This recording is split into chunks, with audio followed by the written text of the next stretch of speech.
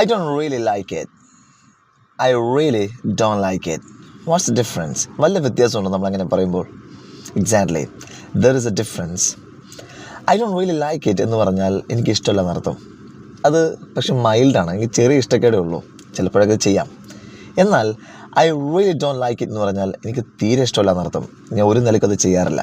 You got difference. So ഈ really എന്നുള്ള മുന്തിച്ച് കഴിഞ്ഞാൽ അത് സ്ട്രോങ് ആയി, അല്ലെങ്കിൽ അത് ഇൻറ്റൻസ് ആയി. എന്നാൽ റിയലി എന്നുള്ളത് പിന്തിച്ച് കഴിഞ്ഞാൽ അത് മൈൽഡായി മാറും.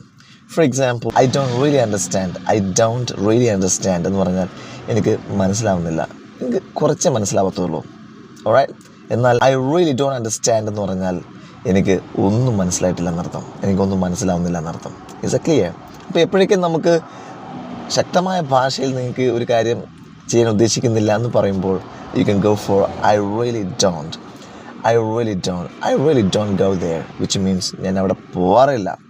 എന്നാൽ I don't really go there എന്ന് പറഞ്ഞാൽ ഞാൻ പോവാറില്ല, ഇടയ്ക്ക് പോവാറുണ്ടെന്ന് അർത്ഥമുണ്ട്.